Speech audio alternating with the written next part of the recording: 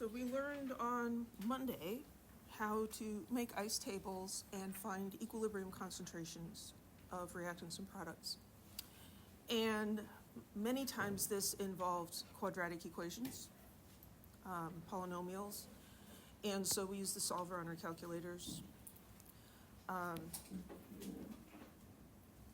That didn't used to be a thing. And so something that people noticed is that for some equilibrium problems, we can make an approximation that greatly simplifies the calculation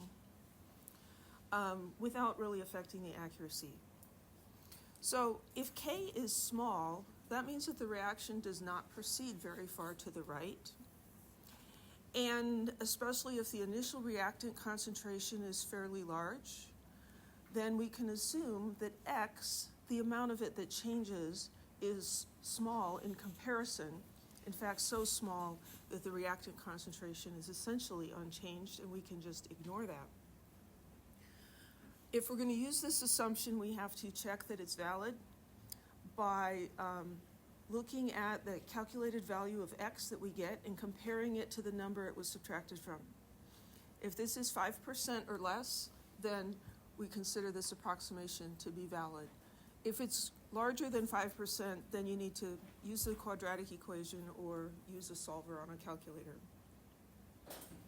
So let's look at this example. Here's A forming 2B, and we have a small equilibrium constant, 3.3 times 10 to the minus 5. So this is pretty small. So initial concentration of A is 1 molar. That's a pretty large concentration. And B is 0. So they're asking us, what are the equilibrium concentrations? So we made the ice table, we put in the initial concentrations, we described the change in terms of X. B is starting at 0, so it has to go up. So this side's going to be plus, and plus X, and because there's a 2 here, it's going to be plus 2X. This is a review. Over here, then, this side's going to be negative X. The coefficient is 1, so this is 1X. We're going to add initial and change to get the equilibrium values. We got 1 minus X, and we have 2X. So what we did on Monday, then, is we looked at the equilibrium constant expression, which is B squared over A. And we took these little expressions and plugged them in over here. 3.3 times 10 to the minus 5 is equal to B squared over 1 minus X.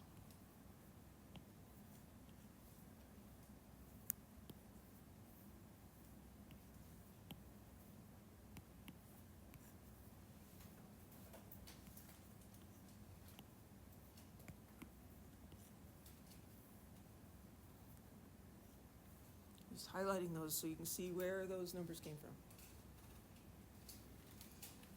Everybody okay? Yeah. Any questions?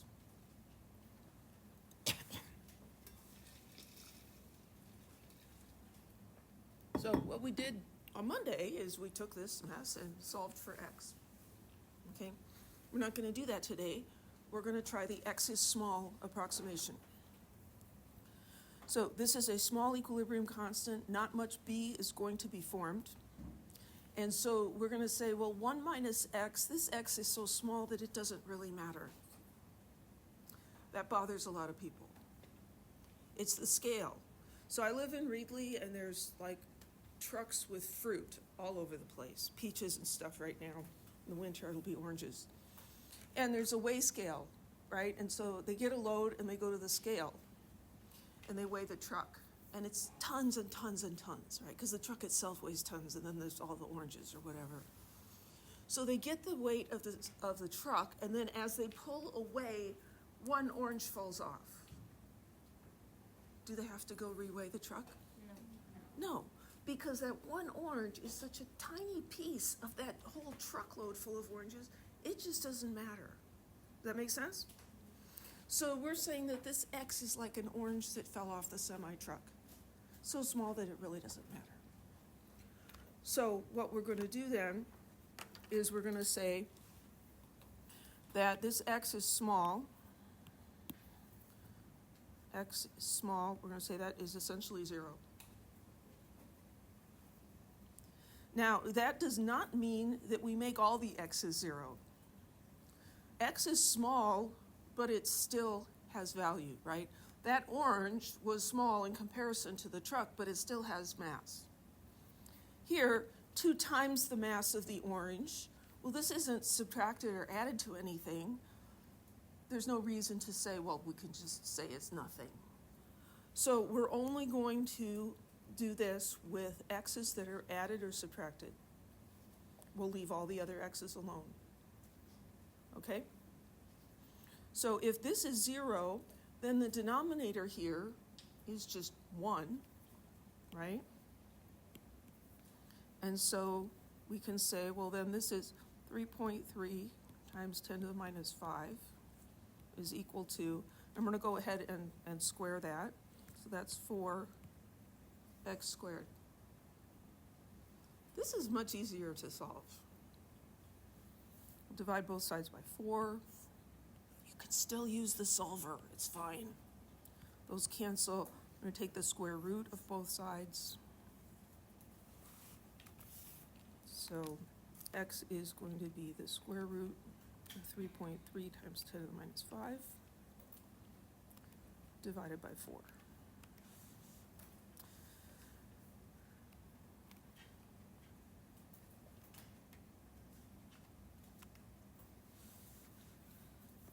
So x is 0.00287.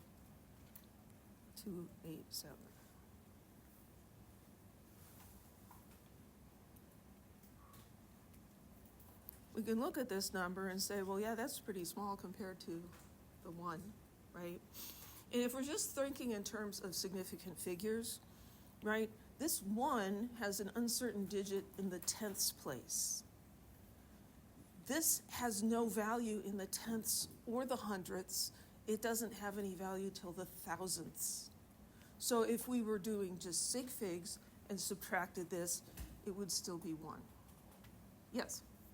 Are we going to have to do it this way on the test? Or no? You do not have to do it this way on the test. You can always just use the solver. There are some problems where using this approximation just makes everything much easier, but you can always just solve the original equation. Okay. Yeah, which is part of why I taught it to you, because that always works. So looking at it is nice, but we need to have some objective criteria for saying we can use this approximation.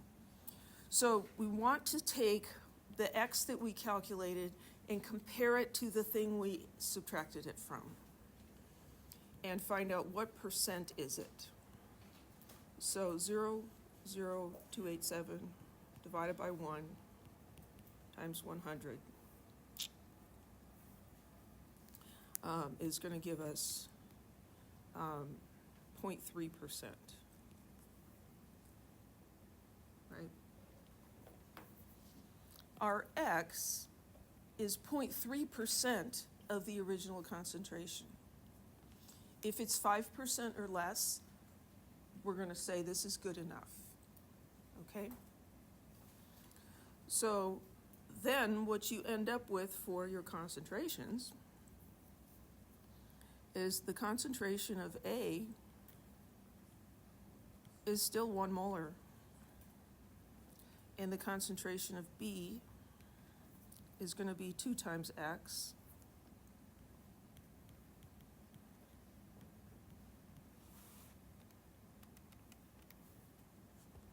which is 0.00574, some extra digits. Let's see what, oh, I didn't have the answers on there. Probably be reported as 0.006. Any questions? Okay, show me your thumbs.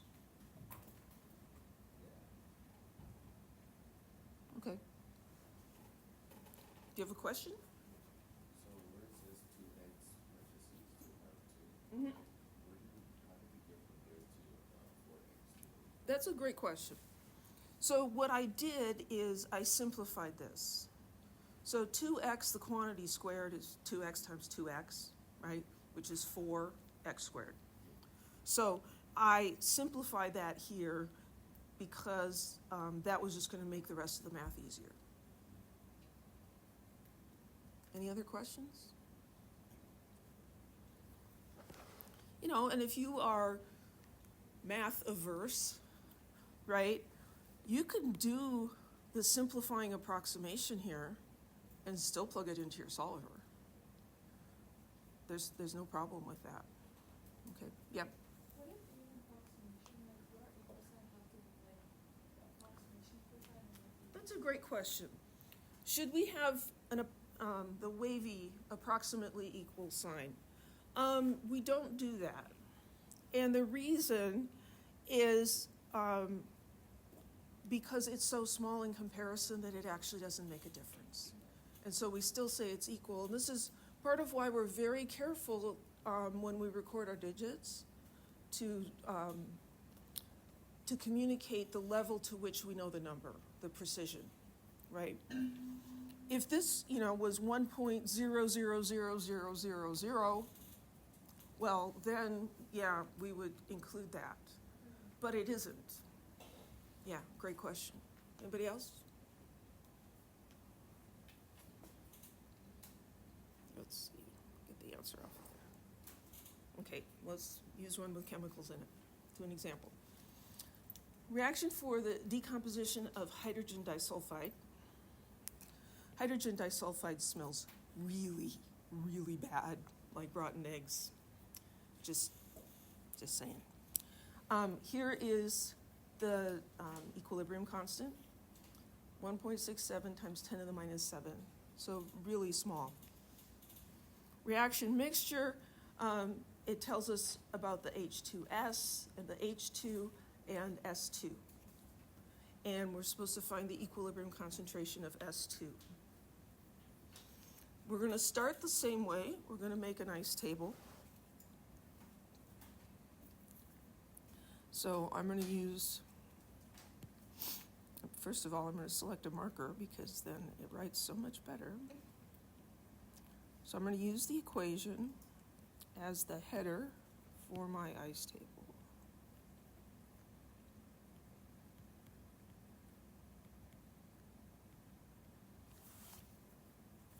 I don't know why I never thought of this before.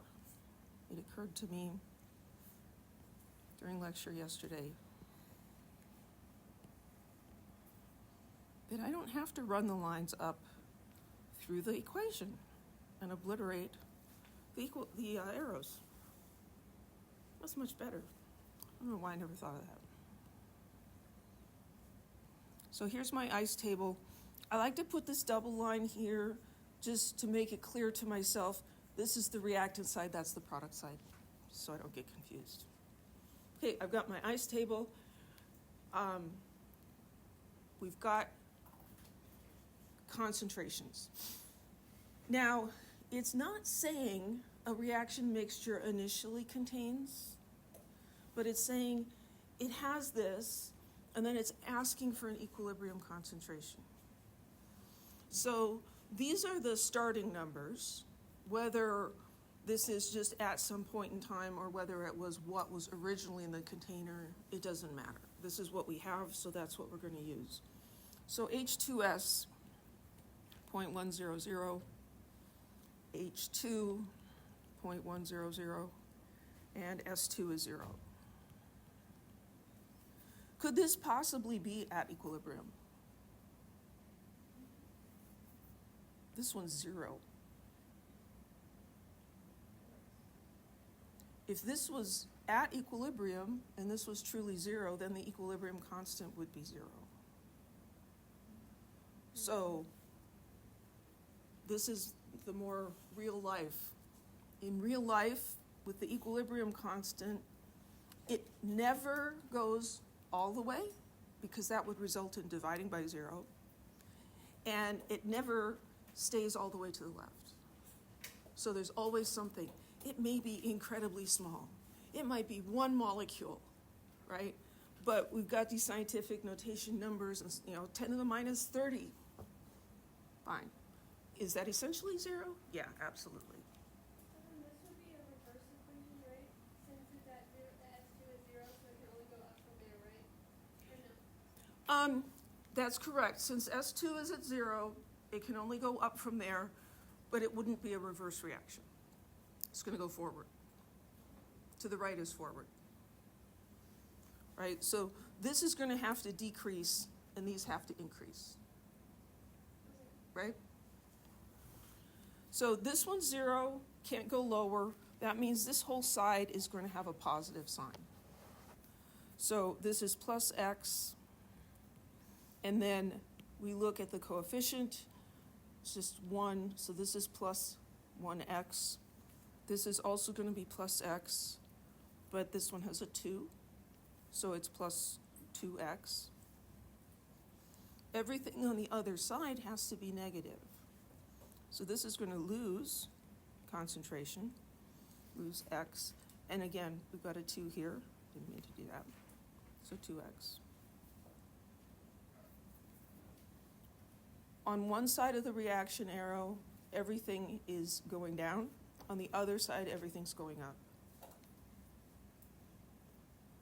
Doesn't, that can be flipped, but it always has to agree.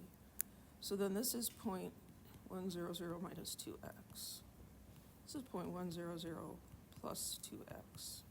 And that one's just x.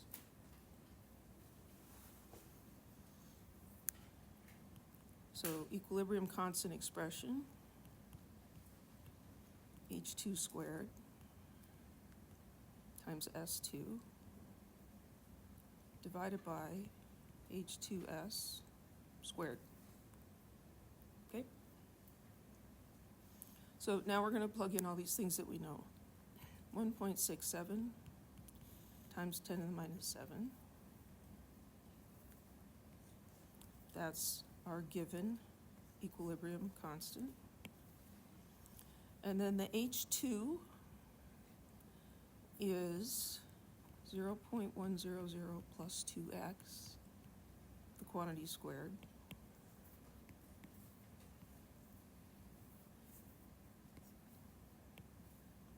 And S is just x.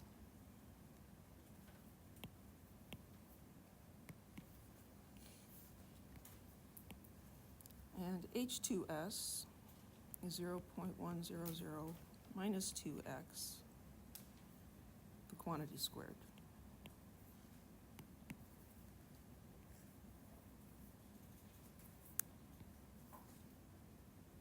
Everybody good with that?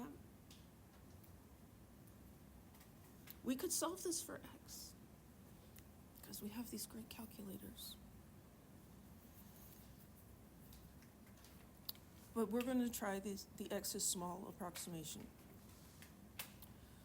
So here we've got 0.1, and we're adding 2 plus x. The x is small approximation says that x is so small we can think of it as being 0. So then in the numerator we have just 0.1 left. And down here, this x being 0, so we're going to end up with 1.67 times 10 to the minus 7 equals, these are both 0, and then we've got 0.1 over 0.1 squared, well, 0.1 squared over 0.1 squared, right? Those are going to cancel out. Let's just write it out. 0.100 squared times x over 0.100 squared times just that. So these cancel out. X equals the equilibrium constant. Almost no math. Any questions about how that worked out? Yeah. Why wouldn't we do the other x or, the opposite? This x? Yeah, and leave these. So we're only gonna do this if we're adding or subtracting. Okay, so this is, tossing 2 oranges onto the truck, doesn't matter. Taking an orange off the truck doesn't matter. But if we're multiplying, then it does matter. Okay? And another way to think of that is, we can't make all the x's go away, then we'll have no answer, right? So we make the adding and subtracting ones go away. And sometimes, like in this example, there's 2 of them. That's fine, they both went away. And so we're left with just x being 1.67 times 10 to the minus 7. So then we should always check and make sure that the approximation is valid. I really didn't leave myself any room.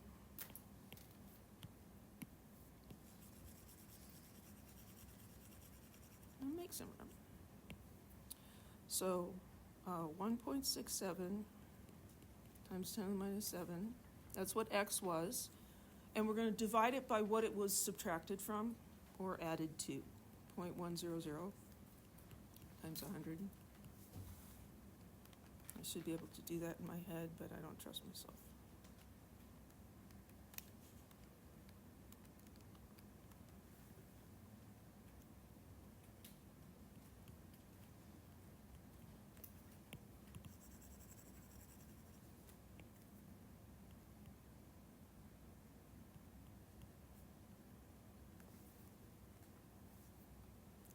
So that is 0.000167%. That's so tiny, right?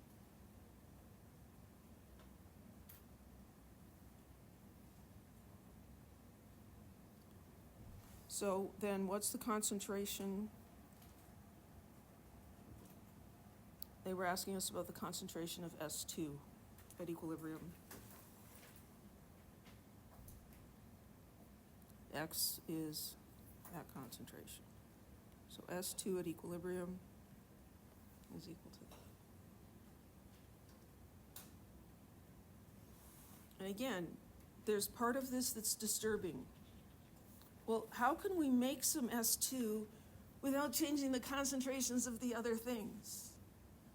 It's because we made so little of it that compared to what we start with, it doesn't matter. So 2 oranges fell off the truck. To the truck, that's nothing. To the person who's hungry walking along the sidewalk, 2 oranges, that's a lot, right? So we're not going to say, oh, that's nothing. It is something. It's just that when we subtract it from the whole truck, it doesn't matter. Everybody okay with that? It is a little disturbing. Just, one of those times where 1 plus 1 isn't always 2.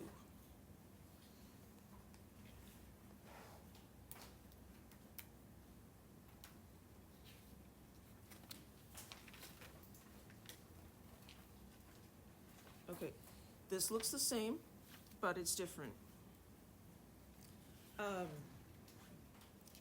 Same chemical reaction, same equilibrium constant. We're starting with different concentrations.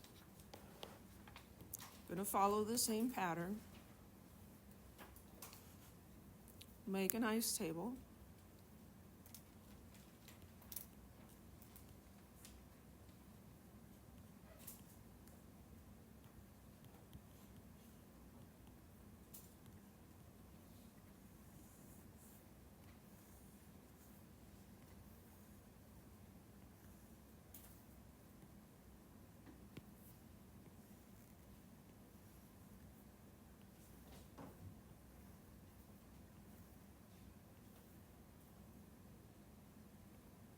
I could print these on the slides, but where would the fun be in that?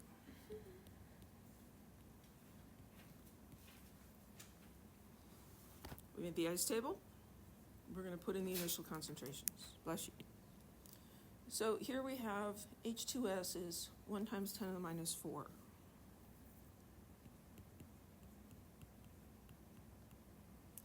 And hydrogen and sulfur are both 0.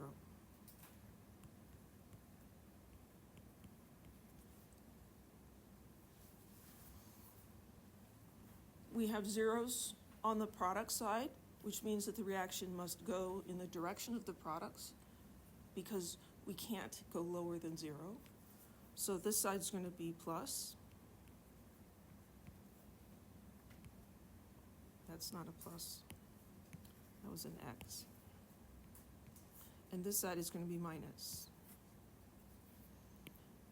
This is 1X. I'm sorry, this is 1S2, so this is 1X. This is 2H2, so this is 2X. This is 2H2S, so this is also 2X. And then we're going to add row I and row C.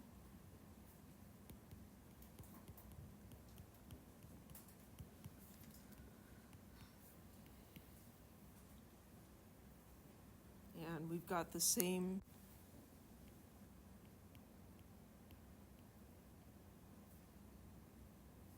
and then we'll plug things in. 1.67 times 10 to the minus 7. The hydrogen concentration is going to be 2x, the quantity squared. Sulfur is going to be just x. H2 is going to be 1.0 times 10 to the minus 4 minus 2x, the quantity squared.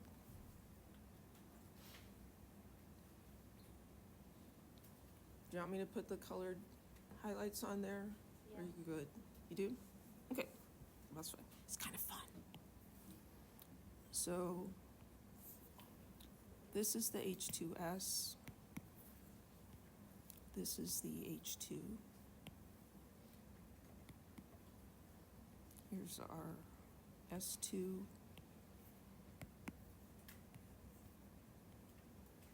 there's our K. So that kind of helps us see where everything came from. We're going to try the X's small approximation. So what we're going to do is anywhere that X is added or subtracted, we're going to say, well, that X is so small. Why do we only make that X 0 and not the rest of them? So again, that's like the truck with the oranges. 2 oranges falling off the truck to the mass of the truck makes no difference at all, right? So that's the minus 2x. But to somebody walking along who has no oranges, right, and finds 2 oranges on the sidewalk, it's not an uncommon thing in Reedley, by the way, just to find fruit on the side of the road. It spills a lot. Finds 2 oranges, you're like, oh, this is great, I got 2 oranges. So these are the ones, you could think of those as they're not in comparison to anything else. They're just all by themselves. So will we make them 0 if they're adding and subtracting? You make them 0 if they're adding or subtracting. So if the X is being added or subtracted, make it 0. If the analogy, the reasoning why doesn't make sense to you, then maybe this is what you should go back to is, if I made all of them 0, I wouldn't have an answer to my problem. We can't make all of them 0. So it's just the adding and subtracting ones. So now I've got 1.67 times 10 to the minus 7 is equal to 4x cubed over 1.0 times 10 to the minus 8. So if you don't like algebra or algebra doesn't like you, use the solver to do that one.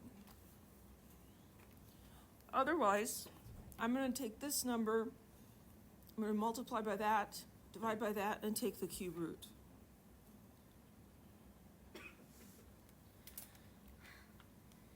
So if that made no sense to you, use the solver.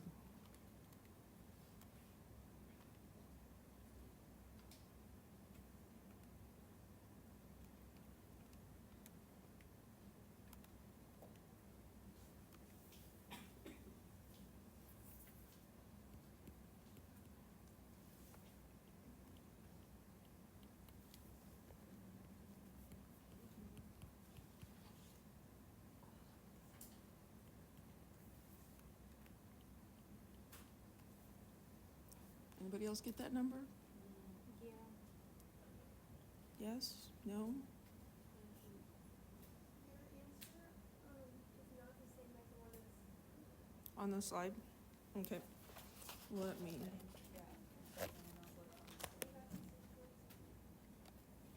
I probably did something wrong then.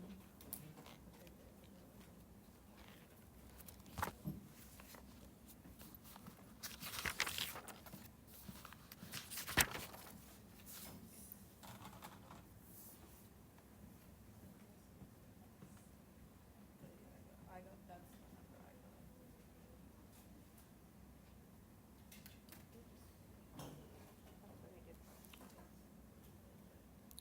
So, you're right, this is not the correct answer to the problem, but this is the correct solution to this.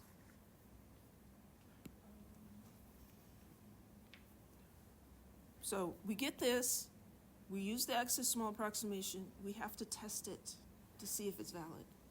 It's not gonna be valid. So we take the 7.5 times 10 to the minus 6, and we divide it by whatever it was added or subtracted the x from.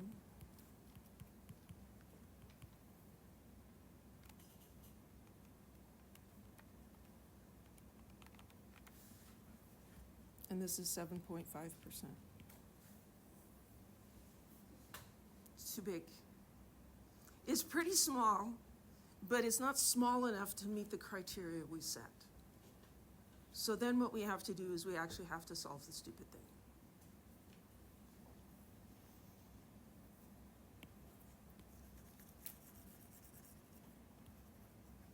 So we got to put this back, minus 2x squared, and solve the mess.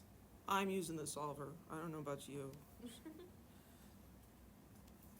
We don't have all day, just most of the morning. Minus 7, over here we've got 2x going to the squared times x.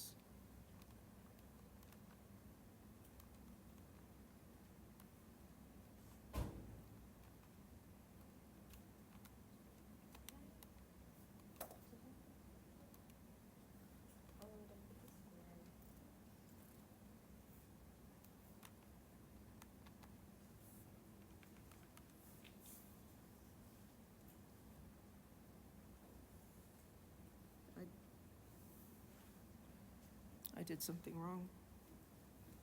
You have a question, Owen? Yeah. I was gonna ask, how did you get 7.5? So this I got from doing this without the 2x. And, you know, I kind of erased it now. You could use a solver to do that. Yeah. Let's see what I did wrong here.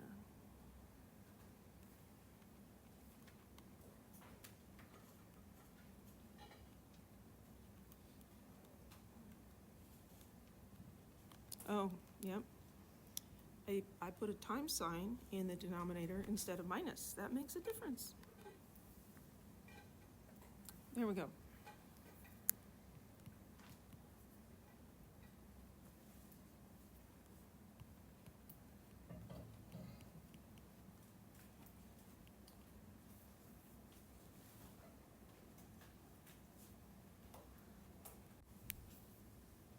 So I plug that in my solver, and this is going to be the concentration of S2, which is X. This number and the number we got from the approximation are close to each other, right? It wasn't a huge difference. Yeah. How do we know that the number, like the 7.5 times 10 to the negative 6 was incorrect? I mean, just Great question. How did I know that this number was wrong, besides you guys told me it wasn't the answer on the paper? I did this little check here. I took my answer, I divided it by the number I was subtracting it from to find out what percent of that number is it. Found out it was 7.5%. The cutoff is 5. Why? because. That's what the author of the book says. It's good enough. Could there be other situations where you use a different number? There could be, but we're just gonna go with this number to not be confusing. Any other questions? Okay, thumbs. You love the number solver. Yeah, the number solver's the awesomest. Okay.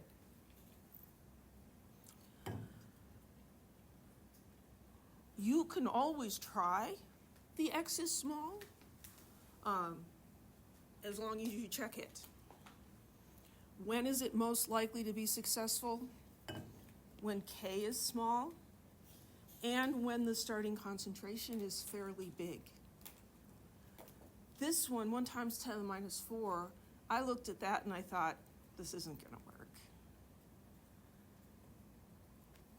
But you never know. Except sometimes you do. Okay, conceptual question. We've got our generic A in equilibrium with B. Consider each value of K and the initial concentration of A.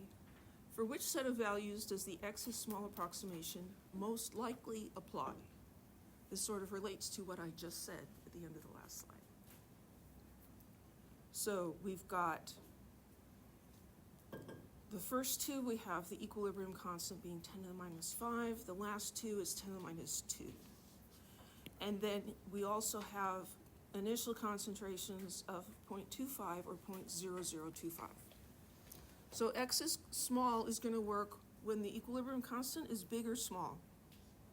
Small, right? So this one is smaller than that one. So we can just eliminate those guys. Equilibrium constant is small and the initial concentration is big. So that's going to be that guy. Does that make sense? The equilibrium constant matters because if this is small, X is going to be a small number because it's not going to change a lot. If the equilibrium constant is big, it's going to change a lot, and there's no point in even trying. Like if our equilibrium constant was 10 to the plus 5, don't bother. X is not going to be small. The initial concentration matters because we're looking at what percentage of this number is our X that we find. If we're starting with a bigger number, it's going to be a smaller percentage, more likely to be successful. Subtracting from a bigger number is not, the X isn't as important as subtracting from a smaller number. Any questions about that?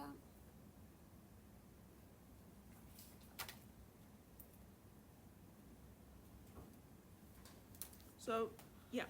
So just to clarify, we can assume to use the small x when K is small and the initial reactant concentration is low? Yeah, X is small approximation is most likely to work when K is small and initial concentrations are large. Yep. So here's just, some notes. We have to express the concentrations in moles per liter. If you have any other concentration unit, you have to change it to moles per liter. So we haven't had any tricks like that, right? I don't remember exactly what's on the homework.